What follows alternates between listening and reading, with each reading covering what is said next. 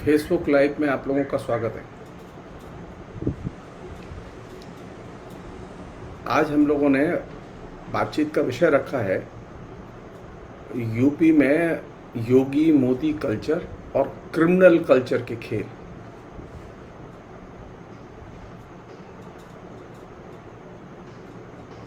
UP का विषय जानबूझ के चुना है। पहले मैं इस पर एक प्रोग्राम कर चुका हूँ फेसबुक लाइव में, उसी कड़ी में ये दूसरा प्रोग्राम है। और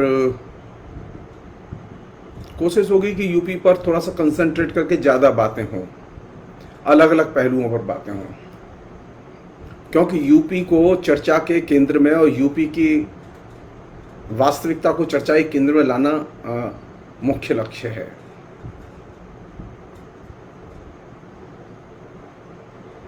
योगी की सरकार को 4 साल हो गए। 4 साल का उनसे हिसाब तो मांगा ही जाना चाहिए। अब हिसाब मांगना तो अपराध नहीं है, और हिसाब मांगने पर वो कम से कम इतना जरूर करेंगे कि वो कोई राष्ट्रद्रोह का मुकदमा नहीं बनाएंगे।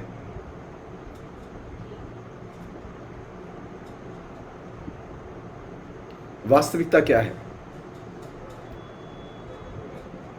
यूपी की हकीकत क्या है? यह सच है कि यूपी में अभी भी योगी और मोदी का जलवा है। यह सच है। इस सच को आप जितना जल्दी समझ लें और फिर इसके खिलाफ सोचें, वही जरूरी है।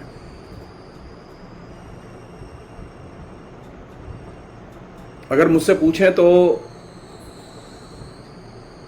यूपी में विगत 4 साल में जिस चीज का सबसे अधिक विकास हुआ वह है अपराध और अपराध की संस्कृति। यूपी में कारखाने नहीं आए, यूपी में पूंजी निवेश नहीं आया, यूपी के बेरोजगारों को नौकरी नहीं मिली, बल्कि यूपी के करोड़ों नौजवानों की नौकरी इस बीच में चली गई।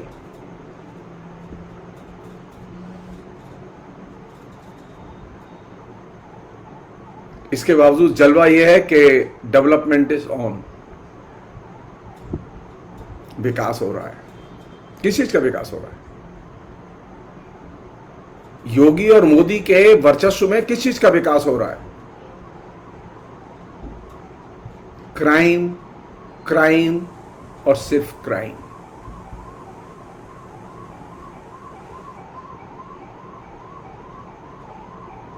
आखिर यूपी में इतना क्राइम होता क्यों है?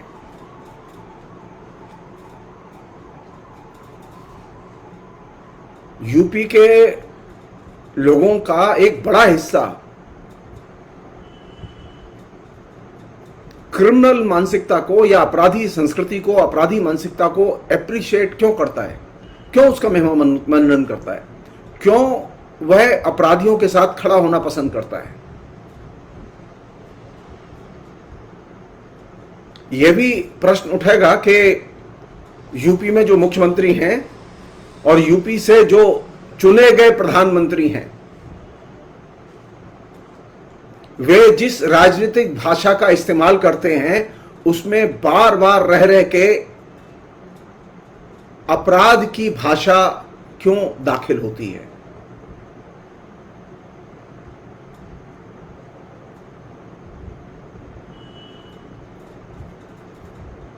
बुनियादी सवाल वही है जहां से कि हमने बात शुरू की थी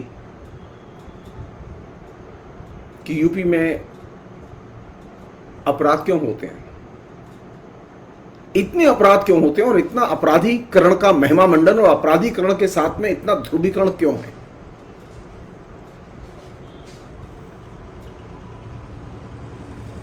ये चिंता की चीज है। ये सरकार का दावा है कि वहां अपराध कम हुए हैं, लेकिन हमारा कहना यह है कि अपराध कम नहीं हुआ, अपराध बढ़े हैं, अपराधी मानसिकता बढ़ी है, अपराध की संस्कृति बढ़ी है।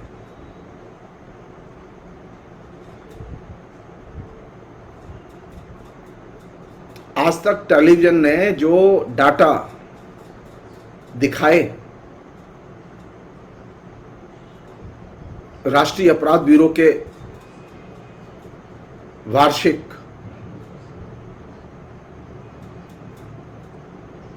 डाटा पब्लिकेशन के आधार पर,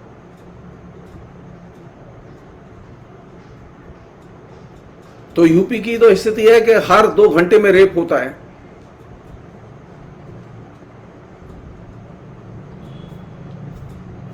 अकेले 2018 में 4322 रेप के मामले दर्ज किए गए। ये दर्ज किए हुए मामले, जो दर्ज नहीं होते उनकी संख्या कितनी होगी हम नहीं जानते।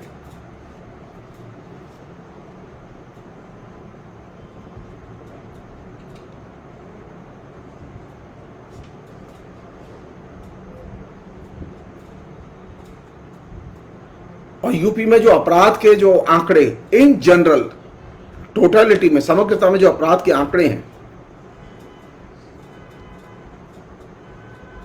2018 के, वो तो और भी चौंकाने वाले हैं। यानी यूपी में कुल 5,85,157 अपराध दर्ज किए गए। यानी पिछले साल की तुलना में यूपी में, यानी 2018 से पहले की तुलना में यूपी में 11% का अपराधों में उछाल आया।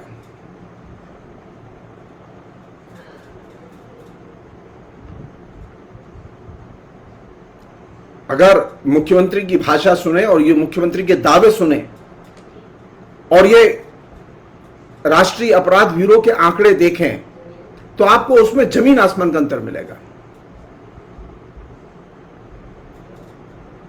यूपी संभवतः हिंदुस्तान का अकेला सबसे बड़ा प्रदेश है जिसमें के सबसे अधिक एनकाउंटर हुए हैं।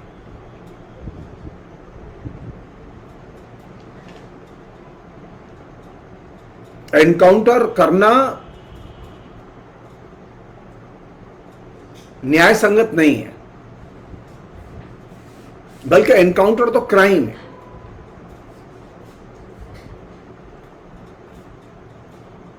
सरकार ने खुद माना है कि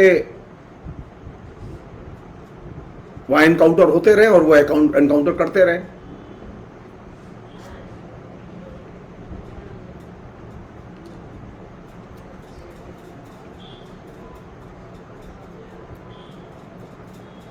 मैं डिटेल्स में अपराध के आंकड़ों का ब्यौरा प्रस्तुत करके मैं चीजों को डाइवर्ट नहीं करना चाहता।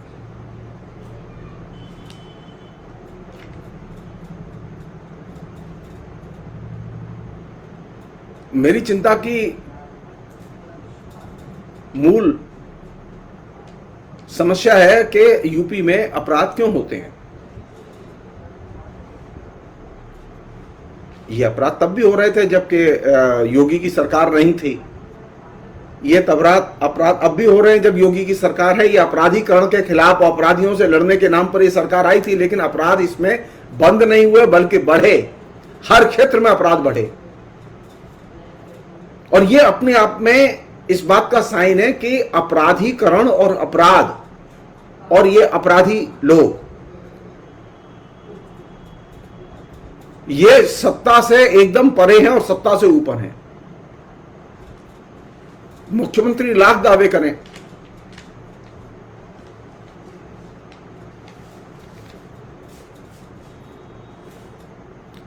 सबसे बड़ा क्षेत्र कहां है यूपी में क्राइम का?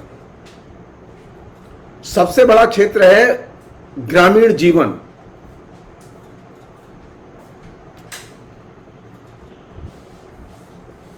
ग्रामीण जीवन में जो एलीट है, जो खाता पीता है, जिसका ताकत है, पैसा है, जो उच्च जाति से आता है, उस एलीट का, और जिसे हम लोग, उसके पास भूमि का भी एक बहुत बड़ा हिस्सा है, उस एलीट का और उच्च जाति का एक विलक्षण गठबंधन है जो कि क्राइम की धुरी है। तो उत्तर प्रदेश में ग्राम्य बर्बरता की जो स्थिति है, उस स्थिति को बनाने में इस ग्रामीण एलिट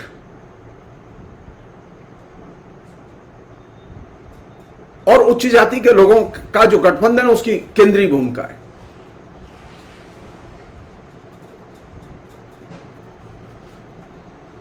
जब भी किसी अपराधी पर बात होती है, अब वो जो आए दिन जो लोग अपराधी मारे जाते हैं, जैसे अभी कहीं जेल में अपराधियों की घटना हुई, एक अपराधी ने दूसरे अपराधी को मार दिया, फिर जिसने मारा था उसको पुलिस ने मार दिया,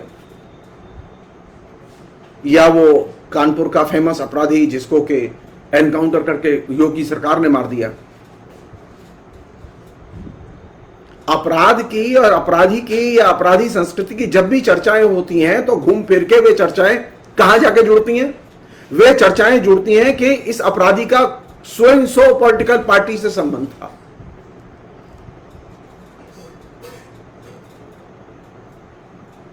सवाल यह है कि अपराधी पर बात करते समय यह पॉलिटिकल रिलेशन क्यों बीच में आ जाता है?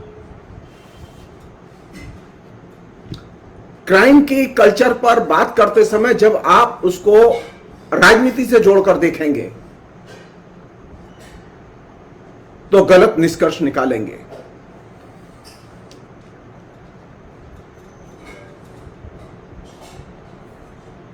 क्राइम के ऊपर बात करते समय जब आप आइडियोलॉजी के साथ उसे जोड़कर देखेंगे तो गलत निष्कर्ष निकालेंगे। अपराधी अपराधी है, और अपराधी की संस्कृति और अपराधी की विचारधारा ये तमाम किस्म की जो BJP, Samajwadi party, Bahujan Samaj party, Congress, इन सब पार्टियों की विचारधारा से अलग ताकतवर विचारधारा है। हम कभी सोचने की कोशिश ही नहीं करते। जब भी मौका लगता है तो हम ये कहते हैं कि योगी के जमाने में इतने अपराध ज्यादा हुए, जहां से मैंने बात शुरू की, या फिर योगी कहेंगे कि हम तो अखिलेश यादव से कम अपराध कर रहे हैं, हमारे यहां हो रहे हैं। या वो किसी का मर्डर करते हैं तो वो कहते हैं इसलिए मर्डर कर रहे हैं हम क्योंकि उसका फला फला पॉलिटिकल पार्टी से संबंध है और वो अपराध करता है।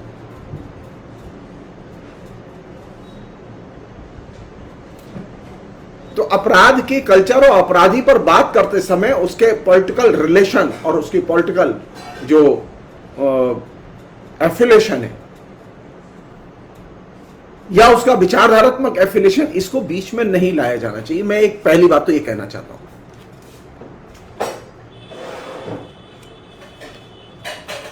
बल्कि यह कहना जरूरी है कि अपराध के नियंत्रण की और अपराधी से लड़ने की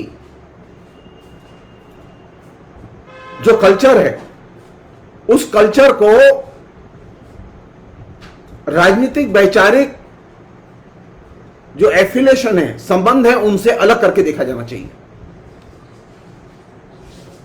अब आरएसएस का कोई व्यक्ति अपराध करे तो उसे पुलिस अपराध नहीं मानती क्योंकि मुख्यमंत्री का आरएसएस से संबंध है। जी नहीं।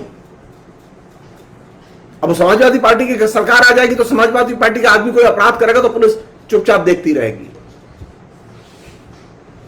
अब हुआ ना, मुजफ्फरनगर में दंगे हुए और दंगों में बड़े पैमाने पर लोग प्रभावित हुए, हजारों लोग बेघर हुए और अनेक लोग मारे गए।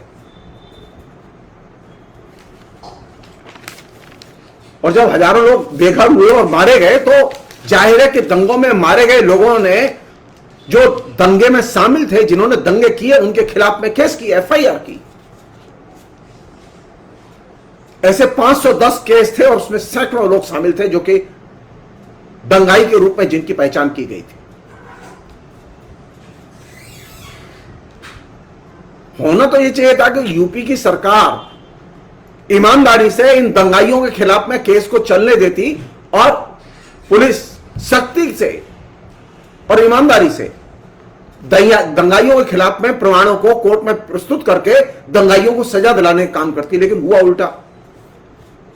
यूपी में योगी की सरकार आते ही उन्होंने पहली घोषणा ये की कि जो पॉलिटिकल केस बनाए गए हैं हम लोगों के खिलाफ में वो विड्रॉ किए जाएंगे। हजारों केस यूपी की सरकार ने हटा लिए और ये वे केस थे, इनमें अधिकतर वे केस थे, ये जुलूस के निकालने पर बने हुए केस नहीं थे। इनमें ज्यादातर वे केस थे जो कि गंभीर अपराध से जुड़े हुए केस हैं। किसी का घर जला दिया, किसी का खेत लूट लिया, किसी के खलिहान में आग लगा दी, किसी की पूरी बस्ती जला दी, कहीं हजारों लोग बेघर होकर शरणार्थी की तरह खदेड़ कर बाहर कर दिए गए।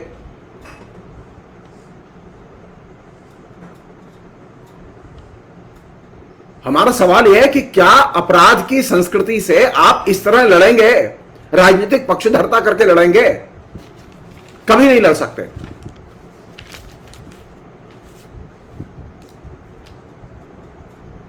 अपराध की संस्कृति से लड़ने के लिए जरूरी है कि अपराधी को और अपराध को राजनीति और विचारधारा इन दो से अलग करके देखा जाए। मुझे बहुत अफसोस के साथ कहना पड़ रहा है कि उत्तर प्रदेश की जो मौजूदा सरकार है वो इस मामले में पूरी तरह फेल रही है, क्योंकि मुख्यमंत्री योगी ने यह सत्ता संभालते ही पहली घोषणा यह की थी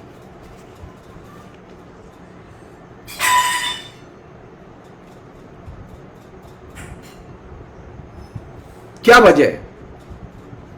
कौन सा दबाव है ऐसा? क्या भारतीय जनता पार्टी को हमने वोट इसलिए दिया यूपी में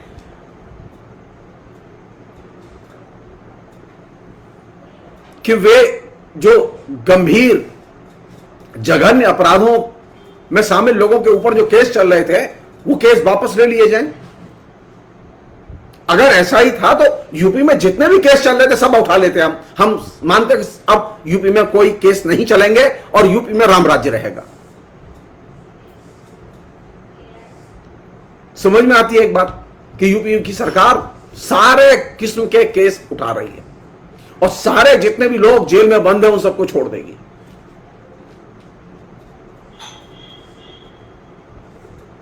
ऐसा तो नहीं हुआ। तो वे लोग जो दंगे में शामिल थे, वे लोग जो लूटपाट में शामिल थे, वे क्या सिर्फ जय श्री राम बोलने से परम पवित्र हो जाते हैं और वे उनके सारे पाप धुल जाते हैं, सारे अपराध माफ हो जाते हैं? क्या गंगा और यमुना में स्नान करने से वो परम पवित्र हो जाते हैं, उनके सारे पाप धुल जाते हैं? दूसरी चिंता की बात यह है कि न्यायपालिका, जब न्यायपालिका के सामने गंभीर अपराध के केस पड़े हुए हैं तो वे केस न्यायपालिका राज्य के कहने पर अचानक खत्म कैसे कर सकती है? लोग न्यायपालिका के पास इसलिए नहीं जाते कि न्यायपालिका सिर्फ सरकार की सुने और सरकार के हिसाब से काम करे। न्यायपालिका का दायित्व जनता के प्रति भी है। लेकिन उत्तर प्रदेश में तो एक कमाल की चीज घट रही है।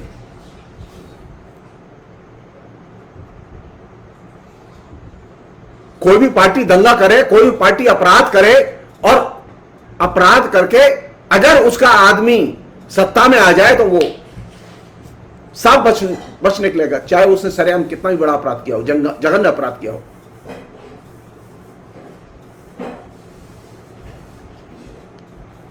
तो यूपी का एक जो सबसे ट्रेजिक त्रासद पहलू वो ये है कि यूपी में अपराध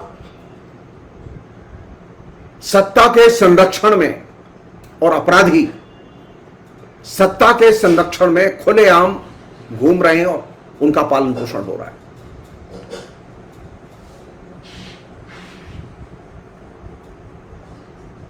मैं फिर उसी प्रश्न पर लौटता हूं कि आखिर अपराध, अरे क्या बड़े अपराधी को एनकाउंटर कर देने से या उसको मार देने से क्या अपराध घट जाते हैं? जी नहीं। आप चाहे जितने बड़े अपराधी को मार दीजिए, अपराध नहीं घटेंगे। यूपी में योगी ने ये बार बार ये एक्सपेरिमेंट किया और ये एक्सपेरिमेंट बुरी तरह से फेल हुआ, क्योंकि योगी के शासन में ही अपराध में उछाल आया और 11% का उछाल आया है।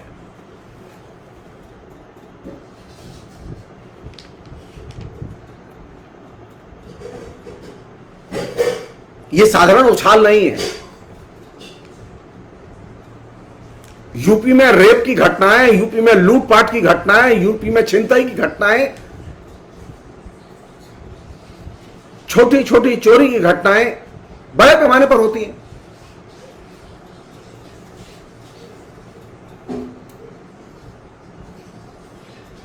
पुलिस की भूमिका क्या है?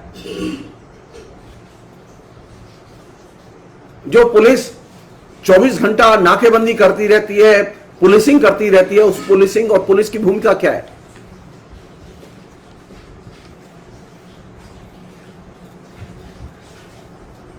सवाल तो उठेंगे। पुलिस की भूमिका क्या सिर्फ हफ्ता वसूलने की है? क्या अपना कमीशन वसूलने की है?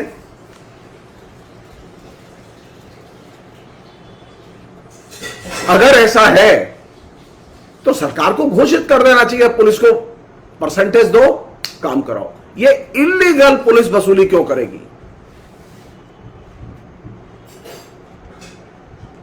मैं एक छोटा सा उदाहरण बता रहा हूं जिससे कि आप उस इलीगल वसूली का अंदाजा लगाएं।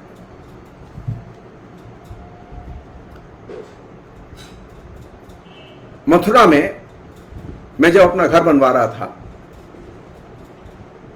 पुराना घर था, उसका मलबा था, फेंकवाना था, तो मुझे पता चला कि जो मलबा फेंकने वाला है, उस मलबा फेंकने वाले को, जो कि वो एक लीगल काम कर रहा है, उस लीगल काम करने पे भी उसको हर महीने लोकल थाने को 10,000 रुपया महीना देना पड़ता था। बिना उसके वो उसे मलबा नहीं उठाने देंगे रात में। क्यों भाई? मेरा मलबा, मैंने मलबा उठाने वाला तय किया, उसकी लाइसेंस शुदा गाड़ी, ट्रक जिसमें मलबा जाना है, कहां वो कूड़ा फेंकेगा, मलबा ले जाके फेंकेगा, ये वो तय कर चुका है। और जहां फेंकेगा वहां कोई आपत्ति नहीं किसी को। तो पुलिस को पैसा क्यों दे वो? लेकिन उसे देना पड़ेगा। अगर वो देगा नहीं तो उसे मलबा उठाने का काम नहीं करने देंगे। तो ये जो वसूली है, ये क्राइम है कि नहीं है? और दोनों तरफ है। पुलिस अवैध ढंग से वसूली कर रही है, ये अपराध है, और वह व्यक्ति जो दे रहा है वह भी अपराध है।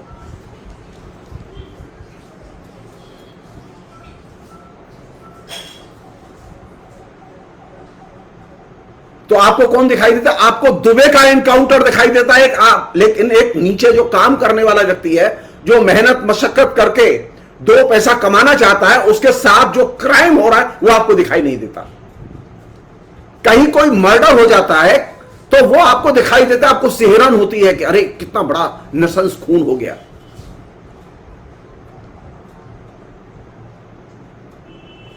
वह क्राइम आपके इमोशनल भावों को तत्काल टच करता है। लेकिन अगर बैंक में रॉबरी हो जाए, किसी के साथ छिनताई की घटना हो जाए, किसी की जंजीर छीन के भाग जाए, तो आपको देख के सिहरन नहीं होती, सुन के भी सिहरन नहीं होती। या कोई व्यक्ति टैक्स फ्रॉड करे जो कि क्राइम है, तो आपको सिहरन नहीं होती। तो ये जो अपराध है और ये अपराधी की जो इमेज है, ये तभी आपके सामने आती है जब आप किसी हिंसा को देखते हैं, किसी खून खराबे को देखते हैं। मुजफ्फरनगर में दंगे हुए, उसमें सैकड़ों लोगों के घर नष्ट किए गए, हजारों लोग बेघर किए गए, अनेक लोग मारे गए। आपको लोग बुरा हो रहा है, लेकिन आपको इस बात से कभी परेशानी नहीं हुई कि लगातार घृणा का प्रचार टेलीविजन, रेडियो, अखबार, पब्लिक मीटिंग इनसे किया गया।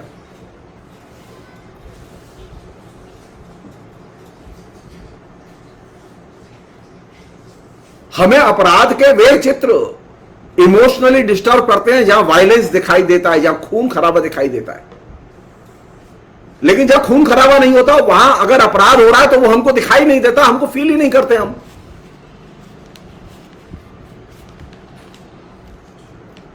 मसलन एक विश्वविद्यालय में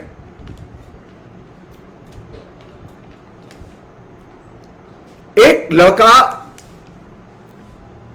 जो कि संयोग से मुसलमान था, उसका संस्कृत विभाग में अपॉइंटमेंट होता है और लोग उसे ज्वाइन नहीं करने देते, और वो वैलिड ढंग से होता है। वैध तरीके से उसका इंटरव्यू होता है, उसके पास सारे कागजात हैं, वो इंटरव्यू कमेटी से अप्रूवल के बाद में उसका अपॉइंटमेंट लेटर यूनिवर्सिटी इशू करती है, लेकिन गुंडे उसे ज्वाइन नहीं करने देते। लेकिन यह अपराध आपको स्पर्श नहीं करता।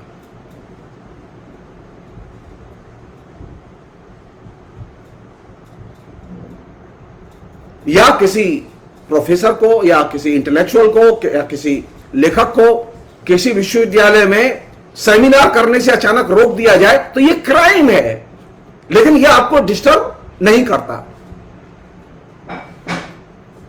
अपराध की संस्कृति के वे रूप जो कि सीधे हिंसा में दिखाई देते हैं, एक तो वे रूप हैं और दूसरे वे रूप हैं जिनमें हिंसा डायरेक्ट नहीं होती लेकिन क्राइम होता है, अपराध होता है।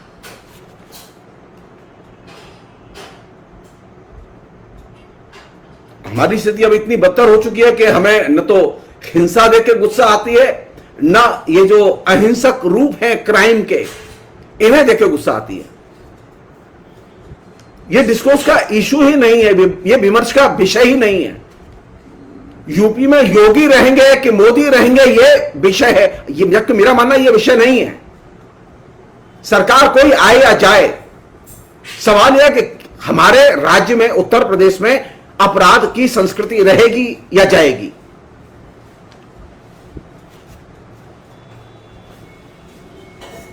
हमने अपराधीकरण की संस्कृति का एक तरह से जो मेल बंधन अपने साथ एक फ्रेंडशिप डेवलप कर ली है।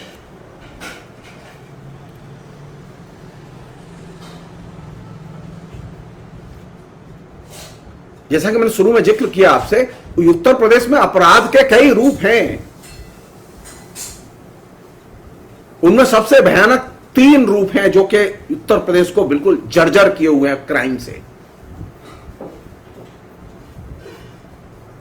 एक है वो जाति और जाति का संघर्ष, दूसरा है सांप्रदायिक और सांप्रदायिक संघर्ष, और तीसरे जेंडर के उत्पीड़न, स्त्री के उत्पीड़न की कथाएं।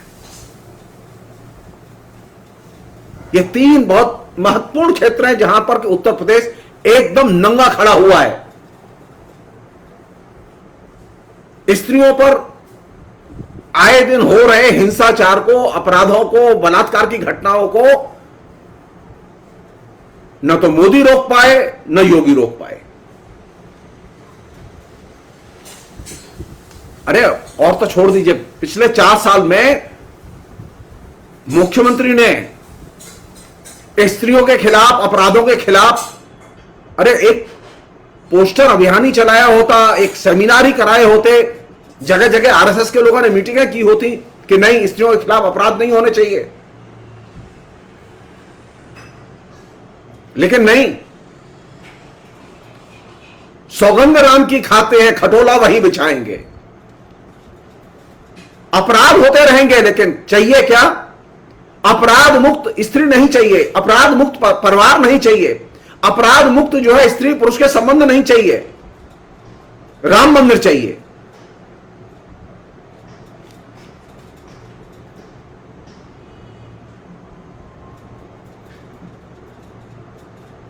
स्त्री अपराध मुक्त कैसे हो, उस पर जो रोज हमले हो रहे हैं घर में और घर के बाहर, वे हमले कैसे रुकें, इसकी कोई सुसंगत रणनीति, कोई प्रोग्राम, कोई कंटिन्यू कैंपेन, न कोई मीडिया कैंपेन आपको दिखाई नहीं देगा।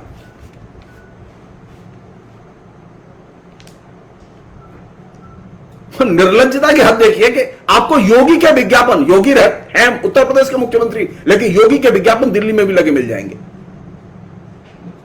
पूछा ही जा सकता है कि दिल्ली में क्यों लगा रहे हो विज्ञापन की भाई होर्डिंग? अगर इतना ही ज्यादा पैसा है तो यूपी में कम से कम, जैसे मैं बताया, 3 क्षेत्र हैं ऐसे क्राइम के। गांव में बड़े पैमाने पर जाति उत्पीड़न है, आज भी है।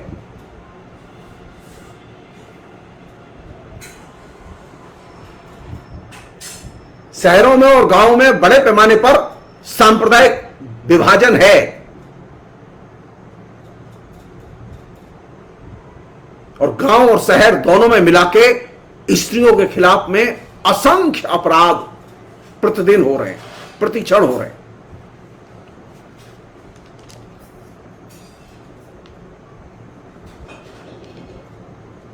आपने कभी मुख्यमंत्री को कैंपेन करते देखा कि बलात्कार के खिलाफ में कैंपेन करें मुख्यमंत्री?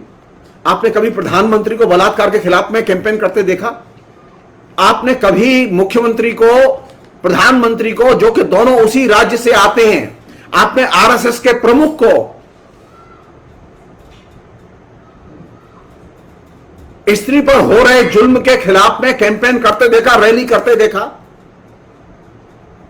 हां, जगह जगह देश के कई इलाकों में जिन लोगों ने रेप किए उनके पक्ष में बीजेपी के लोगों या उनके समर्थकों की रैलियां जरूर देखी गई।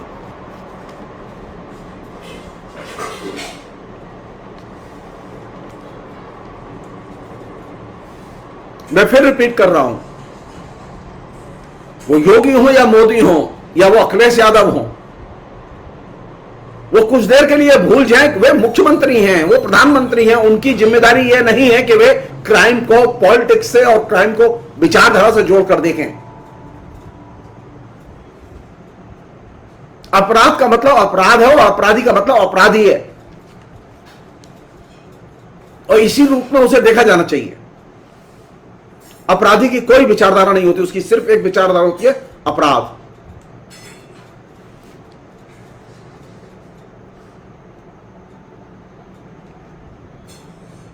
सवाल यही है, इतना जो caste violence, communal violence, gender violence जो बड़े पैमाने पर यूपी में फैला हुआ है, इसका कारण क्या है?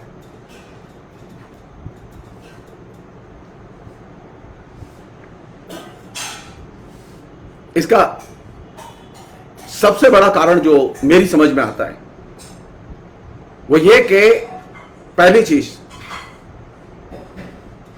उत्तर प्रदेश का प्रशासन और उत्तर प्रदेश की पुलिस न तो जाति पूर्वाग्रहों से फ्री है और न सांप्रदायिक पूर्वाग्रहों से फ्री है और न जेंडर पूर्वाग्रहों से फ्री है। यह उसका बुनियादी कारण। अगर पुलिस जाति पूर्वाग्रह, सांप्रदायिक पूर्वाग्रह और जेंडर पूर्वाग्रहों से फ्री होकर कानून के आधार पर और कानून की रक्षा के लिए काम करे, सिफारिश के आधार पर नहीं, पसंद नापसंद और घूस के आधार पर नहीं, तो एक हद तक अपराधों पर अंकुश लगाया जा सकता है। और दूसरी चीज यह कि अपराध पर अंकुश लगाने के लिए जरूरी है कि छोटे छोटे अपराधों पर सबसे पहले सख्ती से पेश आया जाए। तो छोटे छोटे अपराधों को तो पुलिस होने देती है। माफिया के मरने से अपराधी संस्कृति खत्म नहीं होती, लेकिन अगर छोटे छोटे अपराधों को पुलिस सख्ती से डील करे, उन्हें होने ही न दे, तो अब पैमानी माफिया नहीं पैदा होंगे। तो हमारी जो पुलिस कल्चर है और पुलिसिंग है, उस पुलिस कल्चर और पुलिसिंग में ये जो तीन पूर्वाग्रह हैं, जाति का पूर्वाग्रह, सांप्रदायिक पूर्वाग्रह, मेरा कूट कूट के मुस्लिम विरोधी चेतना भरी हुई है, कूट कूट के जो है वो निचली जातियों के प्रति चेतना भरी हुई है, कूट कूट के स्त्रियों के खिलाफ घृणा भरी हुई है। तो इस पुलिस की तो दिमागी धुलाई की जरूरत है। मैं नहीं जानता कि यूपी में कोई इस तरह के कैंप लगते हैं कि पुलिस की दिमागी धुलाई हो रही हो, मुझे नहीं मालूम। लेकिन यह वास्तविकता है कि पुलिस इन तीन बड़े पूर्वाग्रहों से और इन तीन पूर्वाग्रहों से जो जुड़ी हुई विचारधारा, उनसे गहरे प्रभावित है।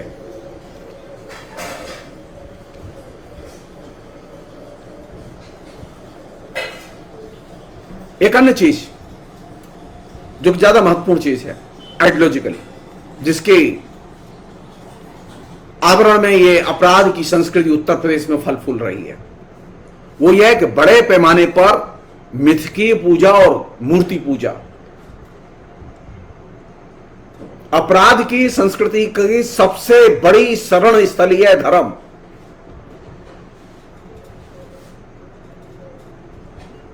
बड़े बड़े अपराधी अपने सोशलाइज करने के लिए अखंड रामायण के पाठ, हनुमान चालीसा के पाठ, बड़ी बड़ी पूजाएं और उनके नाम पर बड़े बड़े भोज और उनके आयोजन आए दिन उत्तर प्रदेश में करते रहते हैं। अगर आपको मेरी बात पे विश्वास ना हो तो आप किसी समय जाइए, किसी ओकेजन पर, मसलन आप जन्माष्टमी के टाइम पर मथुरा चले जाइए खाली,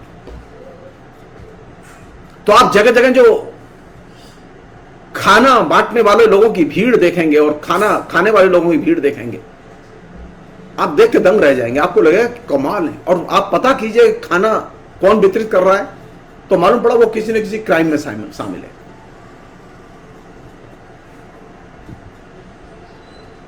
किसी के ऊपर टैक्स फ्रॉड का केस है, किसी के ऊपर जमीन हड़पने का केस है, किसी के ऊपर किसी की हत्या का केस है। जो विभिन्न किस्म के क्राइम में शामिल हैं वे बड़े पैमाने पर तमाम किस्म के जो धार्मिक उत्सव है उनके आयोजनों में हिस्सा लेते हैं। यह एक बड़ा हिस्सा है। तो अपराधियों को सामाजिक वैधता और सामाजिक सुरक्षा, सामाजिक स्वीकृति दिलाने में मूर्ति पूजा और मिथकी पूजा, मिथकों की बहुत पूजा होती है हमारे यहां, और इनके साथ जुड़े हुए जो उत्सव हैं उसमें बड़े पैमाने पर ये तमाम किस्म के जो अपराधों में लगे हुए लोग हैं ये एकदम पार्टिसिपेट करते हैं और खर्चा करते हैं, और लोग बहुत खुशी खुशी इनके साथ शेयर करते हैं।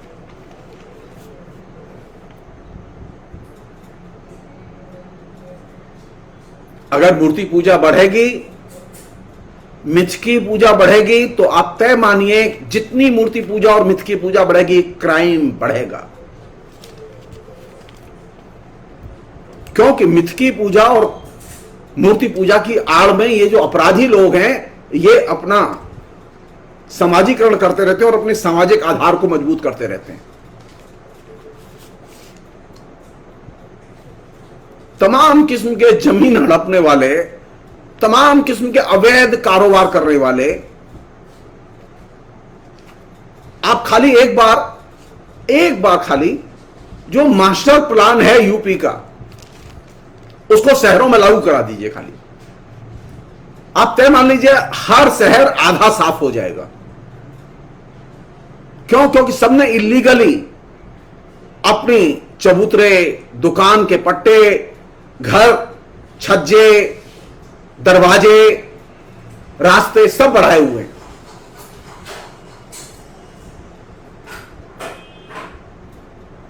वही सब धार्मिक लोग हैं।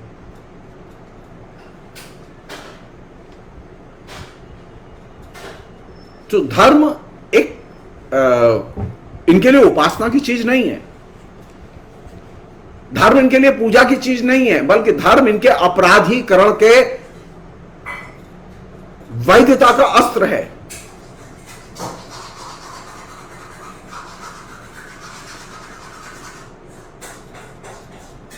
तो मूर्ति पूजा जितनी बढ़ेगी, मिथकी पूजा जितनी बढ़ेगी, धार्मिक उत्सव और आयोजन जितने बढ़ेंगे, आप तय मानिए अपराधीकरण का ग्राफ उतना ही ऊपर जाएगा। यह अचानक नहीं है कि जो धर्म के सबसे बड़े सेंटर हैं वे क्रिमिनल और क्राइम के भी बहुत बड़े सेंटर हैं। आप गोरखपुर को उठाइए, आप बनारस को उठाइए, आप मथुरा को उठाइए, आप उदाहरण देके देखिए कि नीचे क्या हो रहा है। तो ये जो अपराधीकरण और रिलीजन के बीच में जो एक जुगलबंदी चल रही है, या हम ये कह सकते हैं कि एक लंबे समय से हनीमून चल रहा है, उस हनीमून को तो चुनौती कोई देने को तैयार ही नहीं है।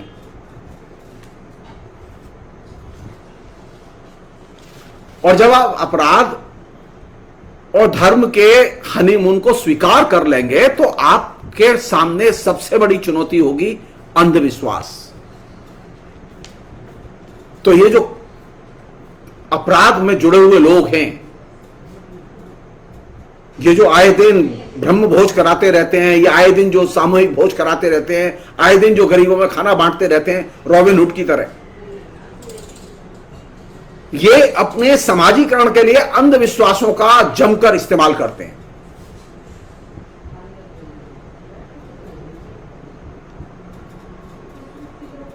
तो उत्तर प्रदेश में अपराधीकरण के लिए किस चीज से फ्री होना जरूरी है? अपराधीकरण के लिए जरूरी है कि हम पुलिस को जाति, धर्म और लिंग के पूर्वाग्रहों से मुक्त करें। हम अपराधीकरण पर अंकुश लगाने के लिए, अपराधियों पर अंकुश लगाने के लिए हम अपराधियों को राजनीति और विचारधारा के साथ लिंक करके देखना बंद करें। लेकिन यह काम कोई करना नहीं चाहता। तो जाहिर है कि अपराध और अपराधीकरण बढ़ेगा, घटेगा नहीं।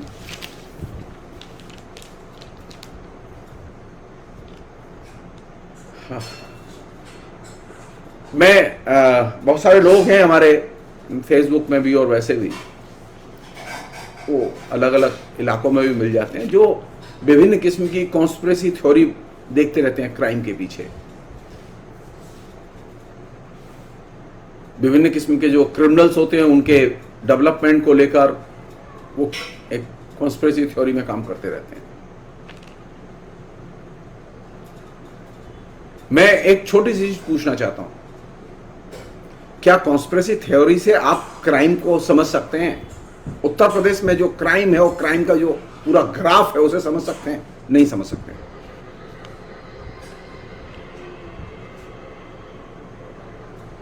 क्योंकि जो धर्म की आड़ में एक्टिव है,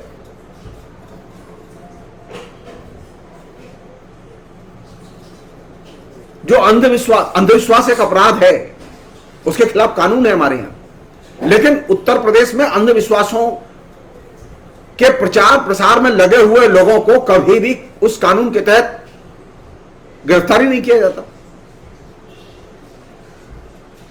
क्यों? किसी भी मतलब सामान्य सी चीज पर आप लोगों को राजद्रोह में बंद कर देते हैं, लेकिन जब अंधविश्वास फैलाने के खिलाफ में कानून बने हुए हैं तो आप अंधविश्वास फैलाने वालों को उस कानून के तहत आप एक्शन क्यों नहीं लेते?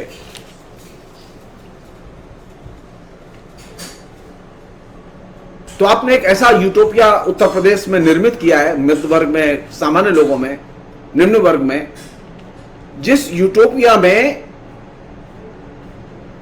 अपराध समस्या नहीं है अगर उसके साथ में धर्म जुड़ा हुआ है तो, और वो उसके साथ में धार्मिक भावनाएं जुड़ी हुई हैं तो। वो किसी भी धर्म का हो सकता है, वो मुसलमान भी हो सकता है, वो इस्लाम का अनुयायी हो सकता है, वो हिंदू धर्म का भी अनुयायी हो सकता है।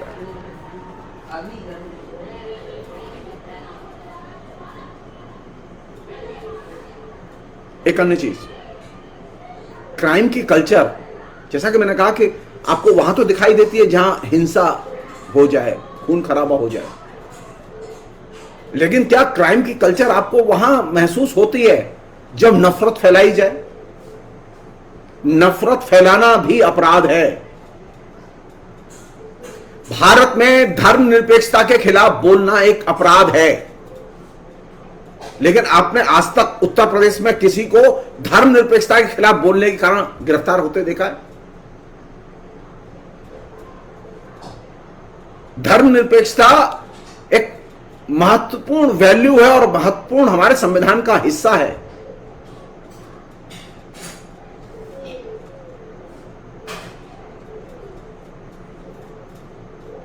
लेकिन हमने धर्मनिरपेक्षता के खिलाफ बोलने को, नफरत के पूरे प्रोपेगेंडा को हमने क्राइम माना ही नहीं है, बल्कि हम उसे सेलिब्रेट कर रहे हैं।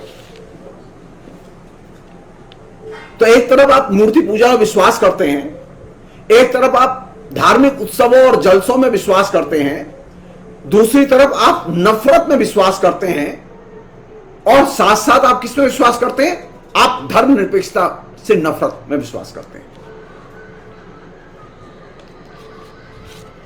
ये क्राइम है कि नहीं? ये क्राइम है।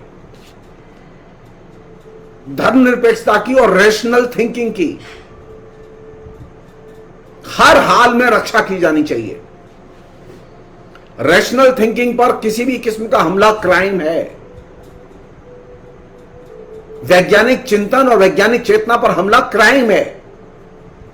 लेकिन आप तो इसे कभी गंभीरता से लेते ही नहीं, क्योंकि आपको इसमें कोई हिंसा नजर नहीं आती। शारीरिक हिंसा से ज्यादा खतरनाक वैचारिक हिंसा होती है, जो कि हमारे उत्तर प्रदेश में हर गली मोहल्ले में प्रतिक्षण घटती रहती है। तो रैशनल बातों, रैशनल चीजों, रैशनल आचरण, इनसे नफरत करना, जहां एक आम रिवाज हो वहां अपराधीकरण तो बढ़ेगा, अपराधीकरण की संस्कृति में बढ़ेगी। इसलिए मेरा कहना यह है कि अपराध में सिर्फ अपराध ही नहीं होता, बल्कि अपराध की एक संस्कृति भी होती है। बिना कल्चर के क्राइम नहीं होता। मसलन दहेज हत्या एक अपराध है, दहेज मांगना एक अपराध है, लेकिन वो आपकी कल्चर का हिस्सा है। किस कल्चर का? वैवाहिक संस्कृति का हिस्सा है। वो आपकी हिंदू संस्कृति का हिस्सा है।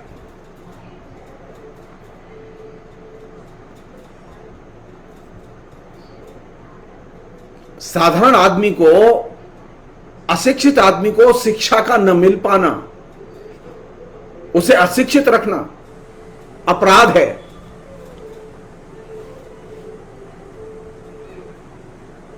लेकिन आप इसे अपराध नहीं मानते, आप नसीब का खेल मानते हैं। उसके भाग्य में नहीं था इसलिए पढ़ नहीं पाया, उसके भाग्य में नहीं था इसलिए वो बच नहीं पाई, दहेज में मर गई।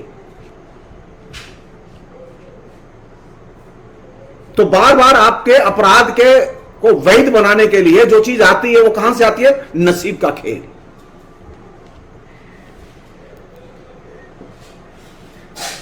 स्थिति की भयावहता यह है कि जो लोग दहेज का विरोध करते हैं, दहेज हत्या का विरोध करते हैं, जो लोग स्त्री पर होने वाले हमलों का, बलात्कार का विरोध करते हैं, उनको सामाजिक सपोर्ट नहीं मिलता, उनको सत्ता का भी सपोर्ट नहीं मिलता।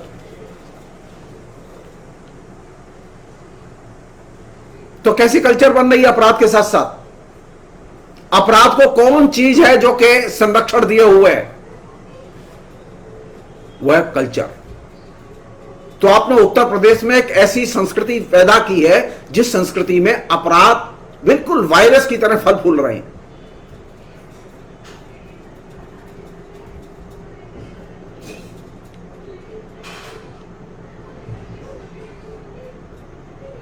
एक अन्य चीज और आखिरी चीज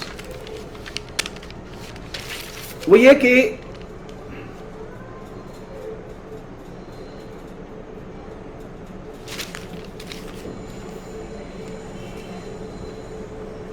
योगी आदित्यनाथ ने एक शब्द का बहुत इस्तेमाल किया है पिछले 4 साल में, अपराध के खिलाफ में जीरो टॉलरेंस। बार बार बोलते हैं वो जहां जाते हैं वहीं बोलते हैं कि हम तो बस अपराधी को देखते हैं और टाई कर देते हैं। जीरो टॉलरेंस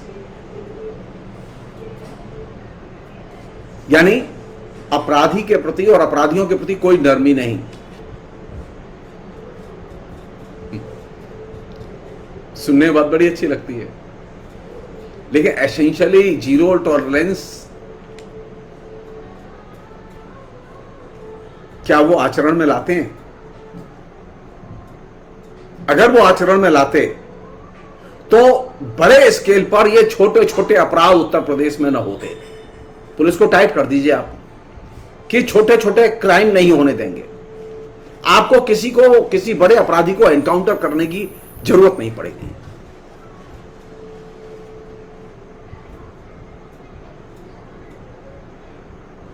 पुलिस के जितने जुल्म है उनमें एक बड़ा हिस्सा है उन जुल्मों का जो कि छोटे छोटे लोगों के ऊपर होते हैं, नीचे होते हैं। अपराध के प्रति अगर जीरो टॉलरेंस है तो हम एक सवाल पूछना चाहते हैं, नागरिक अधिकारों पर और नागरिक अधिकारों के लिए लड़ने वालों के खिलाफ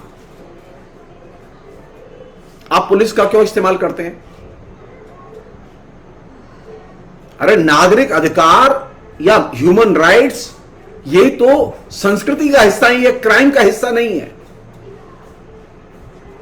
आपको धर्म की चिंता है, आपको हिंदू धर्म की चिंता है, आपको अपने मंदिरों की चिंता है, आपको अपने देवी देवताओं की चिंता है, आपको अपने नदी नाले तालाब सब की चिंता है, लेकिन आपको मानवाधिकारों की चिंता नहीं है। क्योंकि मानवाधिकार की संस्कृति नागरिक अधिकारों का विकास एकमात्र विकल्प है जो कि अपराधी संस्कृति को रोकता है। पुलिस को अगर सख्त हिदायत दी जाए कि पुलिस मानवाधिकारों पर हमले नहीं करेगी, छोटी छोटी चीजों को लेकर लोगों को सताना, उनसे घूस लेना, उनका उत्पीड़न करना वो बंद कर दे,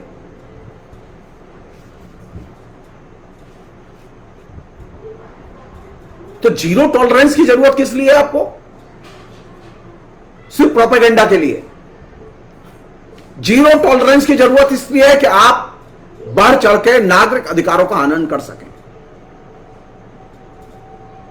जीरो टॉलरेंस की जरूरत इसलिए नहीं है कि आप अपराधियों को अपराध करने से रोकना चाहते हैं। अरे आप एक बड़े अपराधी को मार देंगे, उसकी जगह हजारों नीचे अपराधी पैदा हो जाएंगे, और हो गए ऑलरेडी। अगर आपने जो उत्तर प्रदेश में 129-30 जो बड़े अपराधियों के एनकाउंटर किए हैं, तो उसके हिसाब से तो अपराध का ग्राफ नीचे जाना चाहिए था, लेकिन अपराध का ग्राफ तो नीचे नहीं गया, अपराध तो ऊपर गए, अपराधों की संख्या बढ़ी।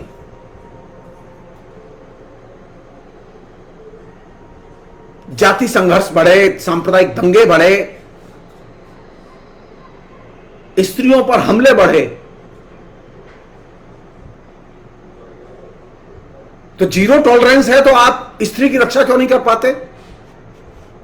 जीरो टॉलरेंस है तो आप सांप्रदायिक दंगा क्यों नहीं रोक पाते? अगर जीरो टॉलरेंस है तो आप नफरत के खिलाफ में एक्शन क्यों नहीं ले पाते? जो नफरत फैलाते हैं उनकी वेबसाइट बंद कर दी जाए, जो नफरत फैलाते हैं मुसलमानों के खिलाफ में उनके खिलाफ एक्शन लिए जाए।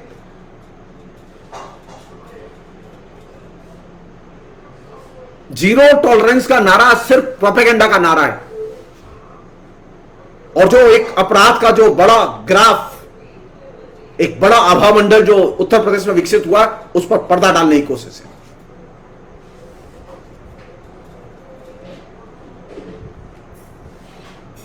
हकीकत क्या है?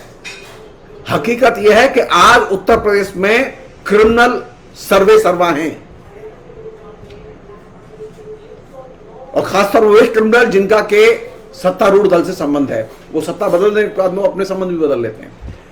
क्रिमिनल इस मामले में बड़े सेकुलर होते हैं, उनकी कोई पार्टी एक नहीं होती, वो जैसी सरकार आती है वैसा ही अपना हिसाब बदल लेते हैं। तो अपराधियों का तो वर्चस्व है उत्तर प्रदेश में। उत्तर प्रदेश में बीजेपी का वर्चस्व नहीं है, बीजेपी उनके हाथ का मोहरा है।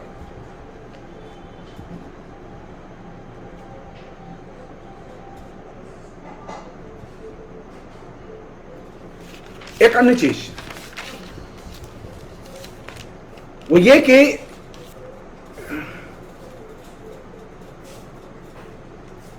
ये जो कालाबाजारी और ये मिलावट, आज नरेंद्र मोदी अब बनारस चले गए, बनारस के लोगों से बात कर रहे हैं, और उनका कहना यह है कि झूठ की कल्चर जिसे हम लोग कहते हैं,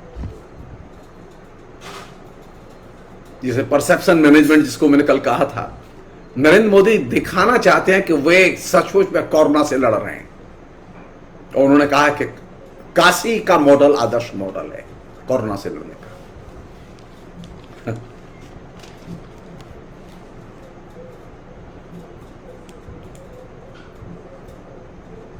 मैं नरेंद्र मोदी और योगी से, जो कि दोनों बहुत ताकतवर हैं, और आरएसएस के लोग जो कि बहुत ताकतवर हैं, मैं सिर्फ उनसे दो चीज पर एक्शन की मांग करता हूं। अगर वो इसे स्ट्रिक्टली इंप्लीमेंट कर देंगे तो मैं खुले मन से उनकी प्रशंसा करूंगा। एक तो यह कि बाजार में कालाबाजारी बंद करवा दें और दूसरा ये मिलावटी सामान बंद करवा दें।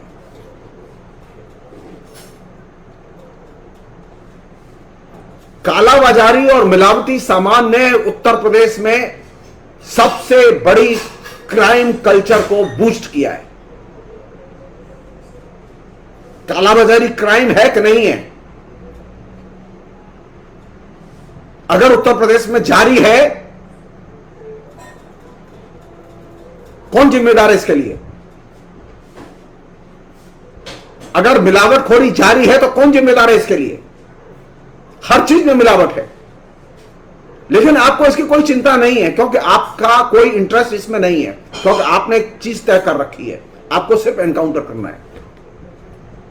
आपने कभी सुना कि मिलावटखोर का एनकाउंटर हुआ, किसी कालाबाजारी करने वाले का एनकाउंटर हुआ?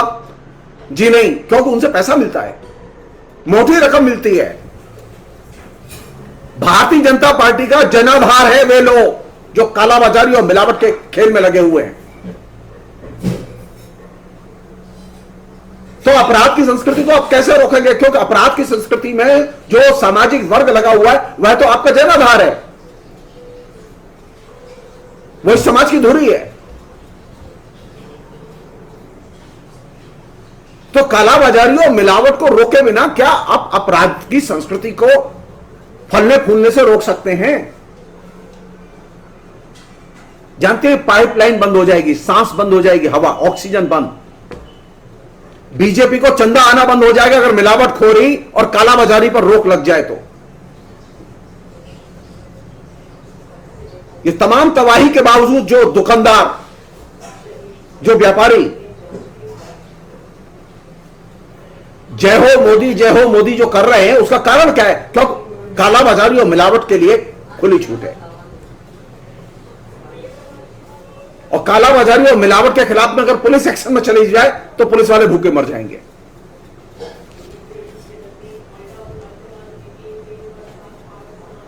तो अपराधीकरण से लड़ने के लिए कौन सी चीज जरूरी है? अगर अपराधीकरण की संस्कृति के खिलाफ में एक आप जेन्युइन कल्चर पैदा करना चाहते हैं, नॉर्मल संस्कृति पैदा करना चाहते हैं, तो आप पहले ये काम कीजिए कि मिलावटी दूध मिलना बंद हो जाए। उत्तर प्रदेश के किसी भी शहर में आप जाइए, आपको मिलावटी दूध मिलेगा, जिसे सपरेटा का दूध कहते हैं। आप किसी भी शहर में जाइए, कोई भी चीज उठाइए, आपको बिना मिलावट के वो चीज नहीं मिलेगी। सिर्फ नमूने के लिए, कोटा पूरा करने के लिए मिलावटी सामान के कुछ 30 त्योहारों पर छापे पड़ते हैं। तो अपराधीकरण की संस्कृति से लड़ने में तो कोई दिलचस्पी ही नहीं है सरकार की। सरकार एग्जिस्ट नहीं करती, मिलावटखोर एग्जिस्ट करते हैं और वो पूरा समाज चला रहे हैं। जो कालाबाजारी करने वाले लोग हैं वह उत्तर प्रदेश को चला रहे हैं। उत्तर प्रदेश को बीजेपी के लोग नहीं चला रहे, बल्कि बीजेपी के लोगों को वही चला रहे हैं। तो आपने क्या किया पिछले 4 साल में? आपने मिलावटखोरों और कालाबाजारी करने वालों को आपने फलने फूलने का मौका दिया और उनसे आपने मोटा चंदा लिया। और आखिरी पहलू जो कि बहुत ही सीरियस पहलू है, क्राइम एक तो वह है जिसकी कि मैंने अब तक चर्चा की आपसे, और दूसरा क्राइम वह है जो कि आपकी वक्तृता की भाषा में आता है।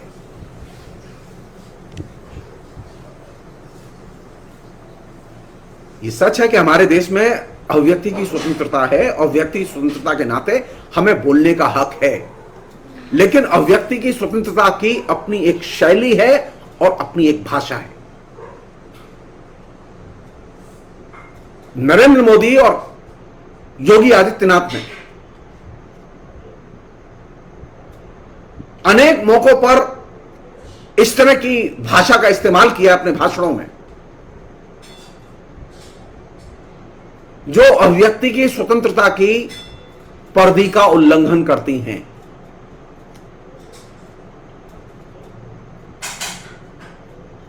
आप मुख्यमंत्री हैं, आप प्रधानमंत्री हैं, आप दो चीज नहीं बोल सकते। बहुत ब्रीफ में बता रहा हूं मैं ये। आप आप नागरिक भी हैं और आपके पास में अभिव्यक्ति की स्वतंत्रता है, तो आप ये दो चीज नहीं कर सकते। पहली चीज, आप हिंसा की भाषा नहीं बोल सकते। आप ऐसी भाषा नहीं बोल सकते जो कि हिंसा फैलाए, और आप ऐसी भाषा भी नहीं बोल सकते जो डर और नफरत पैदा करे। अभिव्यक्ति की स्वतंत्रता के ये दो महत्वपूर्ण उल्लंघन के क्षेत्र हैं जहां भाषा और बोलने की शैली के जरिए आप क्राइम करते हैं। तो मुख्यमंत्री जब आए दिन अभिव्यक्ति की स्वतंत्रता के नाम पर ऐसी भाषा और ऐसी शैली का इस्तेमाल करेगा जो कि अभिव्यक्ति की स्वतंत्रता के दायरे का उल्लंघन करे, प्रधानमंत्री ऐसी भाषा का इस्तेमाल करेंगे जो अभिव्यक्ति की स्वतंत्रता के दायरे का उल्लंघन करे,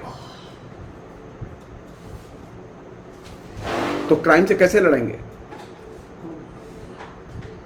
अपराध से और अपराध की संस्कृति से लड़ने के लिए जरूरी है कि हमारी वक्तृता की भाषा अभिव्यक्ति की स्वतंत्रता के दायरे में हो। अभिव्यक्ति की स्वतंत्रता में जो बोलने की आजादी और बोलने की शैली और बोलने की भाषा जो प्रेस्क्राइब की गई है, अगर नरेंद्र मोदी और योगी नहीं जानते हो तो वो किसी भी अच्छे अपराध शास्त्र के विशेषज्ञ को बुलाएं और पूछें उनसे, शिक्षा लें। अपराधी को बुलाने की और आरएसएस के किसी नेता को बुला के पूछने की जरूरत नहीं है, क्योंकि उनको कुछ नहीं आता।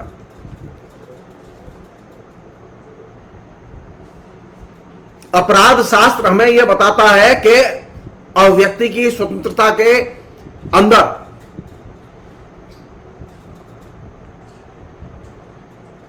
आपके बोलने की शैली, आपकी भाषा और उस बोली और भाषा का अन्य से जो संबंध है,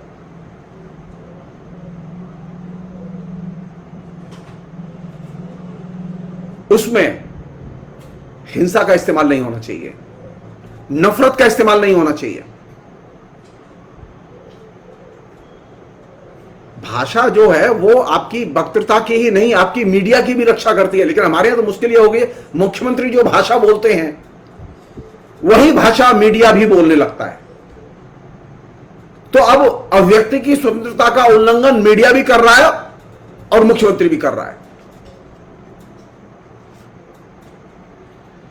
हमने भाषा की भूमिका को लेकर कभी सोचा ही नहीं कि भाषा की इस तरह की भूमिका हो सकती है जो क्राइम कहलाती है।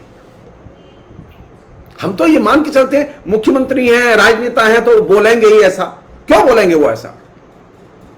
कोई भी व्यक्ति जिसे अभिव्यक्ति की स्वतंत्रता हासिल है,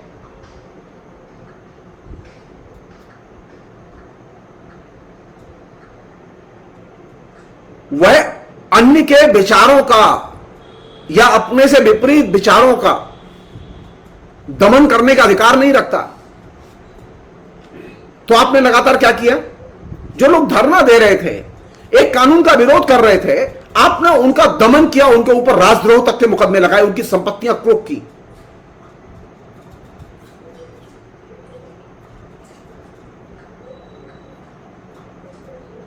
अभिव्यक्ति की स्वतंत्रता का क्षेत्र वहां तक जाता है जहां तक तर्क और विवेकवाद की सीमा है। जब तर्क और विवेकवाद की सीमा का अतिक्रमण करते हैं तो क्राइम पैदा होता है, और क्राइम की भाषा और क्राइम की शैली पैदा होती है। और यही वह जगह है जहां से कि आए दिन नरेंद्र मोदी और योगी के भाषण बीच बीच में डिस्टर्ब करते हैं।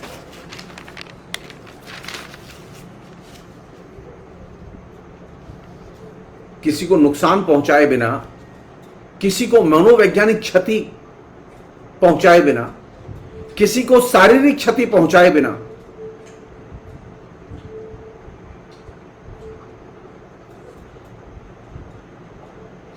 जब आप भाषा का इस्तेमाल करते हैं तो आप अभिव्यक्ति की स्वतंत्रता का इस्तेमाल करते हैं। लेकिन हमारे यहां तो स्थिति यह है कि पहला काम यह है, यहां से तय होता है कि विपक्ष के क्या क्या नुकसान होगा, वो भाषा बोलो।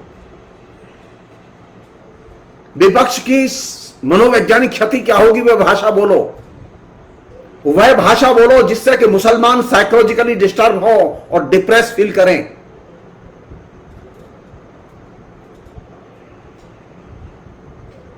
यानी भाषा का वह रूप जो कि नॉर्मल कंडीशन को डिस्टर्ब करे।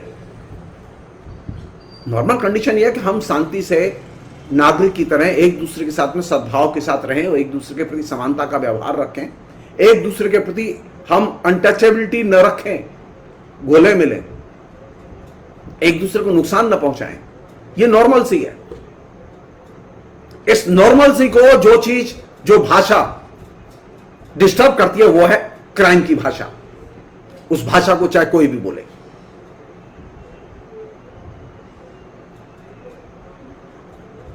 आपके विचारों से कोई सहमत नहीं है, आपके विपरीत विचार रखता है, इसका कतई अर्थ नहीं है कि आप उसे जेल में डाल देंगे। इसका कतई अर्थ नहीं है कि आप उसके ऊपर केस कर देंगे, एफआईआर कर देंगे। ये एफआईआर जो असहमत है उनके ऊपर एफआईआर करने की कल्चर, ये क्रिमिनल कल्चर है। यह अभिव्यक्ति की स्वतंत्रता का उल्लंघन है। तो उत्तर प्रदेश अगर इस दलदल से निकले, अपराधीकरण की दलदल से निकले, तो उसके सामने एक ही ऑप्शन है, वह वैकल्पिक संस्कृति पैदा करे और वैकल्पिक नागरिक चेतना पैदा करे। अभी जो जाति चेतना, धार्मिक चेतना, पुंछवादी चेतना, मर्दानगी वाली चेतना जो उत्तर प्रदेश में डोमिनेट करती है, इसका विकल्प एकमात्र है, मानवाधिकारों की चेतना पैदा की जाए और ह्यूमन राइट्स कल्चर को मजबूत किया जाए। सरकार की जिम्मेदारी बनती है कि सरकार ह्यूमन राइट्स के आंदोलनों के पक्ष में खड़ी हो, न कि ह्यूमन राइट्स के आंदोलनों का दमन करे। उत्तर प्रदेश में पिछले 4 साल में सबसे ज्यादा मानवाधिकार के लिए आवाज उठाने वालों का दमन किया गया है। उनके ऊपर झूठे केस लगाए गए, वो केस वापस लिए जाने चाहिए। मानवाधिकारों पर हमले और मानवाधिकारों के लिए काम करने वाले लोगों पर हमले और झूठे केस, ये बुनियादी तौर पर अपराधी संस्कृति को बल पहुंचाने वाली चीजें हैं। अपराधी संस्कृति को नष्ट करने के लिए आपको किसी क्रिमिनल को गोली मारने की जरूरत नहीं है। आप सिर्फ ह्यूमन राइट्स कल्चर को और ह्यूमन राइट्स की चेतना को विकसित होने का, फलने फूलने का मौका तो दीजिए। आप जैसे किसी मंदिर के लिए, कुंभ के लिए फंड आवंटित करते हैं, पूरा का पूरा राज्य प्रशासन लगा देता है कि चलो इलाहाबाद में कुंभ है, 4000 करोड़ रुपए हम देते हैं और सारा राज्य प्रशासन उसमें लगा रहेगा। राज्य सरकार की यह जिम्मेदारी होनी चाहिए कि वह उत्तर प्रदेश में मानवाधिकारों की रक्षा के लिए पूरे प्रशासन को मोबिलाइज करे। आज स्थिति है कि पुलिस और राजनेता बुरी तरह से एंटी ह्यूमन और ह्यूमन राइट्स के खिलाफ में उनके दिमाग में गोबर भरा हुआ है। तो उत्तर प्रदेश को इस नर्क से निकालने का रास्ता कहां है? उस नर्क से निकालने का रास्ता है कि उन्हें मानवाधिकारों की रक्षा के लिए और मानवाधिकारों से जुड़ी हुई संस्कृति की रक्षा के लिए एकजुट होना चाहिए, उस पर ध्यान देना चाहिए। लेकिन हो उल्टा रहा है। तो जब उल्टा होगा, मानवाधिकारों पर हमले होंगे, ह्यूमन राइट एक्टिविस्टों पर हमले होंगे, रीजन और रैशनैलिटी की बात करने वालों पर हमले होंगे, जब कैंपस में शिक्षा की बजाय गुंडागर्दी होगी, जब शिक्षा का पूरी तरह से ढांचा डिसमेंटल कर दिया जाएगा, तो वैसी स्थिति में अपराधी संस्कृति ज्यादा फैलेगी और फूलेगी। और यही वजह है कि पिछले 4 साल में उत्तर प्रदेश में अपराधी संस्कृति ज्यादा फली फूली और बढ़ी है। उत्तर प्रदेश में अपराधी संस्कृति बढ़ती नहीं अगर शिक्षा का ढांचा डिसमेंटल नहीं किया जाता।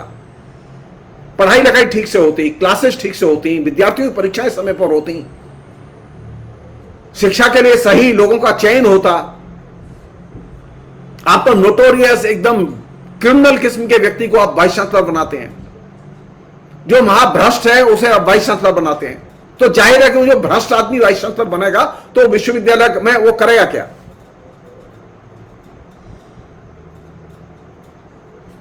शिक्षा का क्षय, शिक्षा संस्थानों का क्षय, यह इस बात पर निर्भर करता है कि राजनीति का कितना क्षय हुआ है। उत्तर प्रदेश में जो शिक्षा एकदम बैठ गई है, उसका ढांचा बैठ गया, इसका कारण यह है कि राजनीति में किसी भी किस्म की लोकतांत्रिक मूल्यों के प्रति निष्ठा और मान्यता नहीं बची है। लोकतांत्रिक मूल्यों का राजनीति में बड़े पैमाने पर क्षय हुआ है, राजनीतिक सिस्टम में क्षय हुआ है। तो राजनीति में अगर क्षय होगा तो शिक्षा में क्षय होगा, और राजनीति और शिक्षा में क्षय होगा तो आप तय मानिए समाज के हर वर्ग में अपराधीकरण फलेगा फूलेगा। और यही वजह अब हर वर्ग में आपको क्राइम करने वाले मिल जाएंगे। ये सिर्फ एक वर्ग की समस्या नहीं है,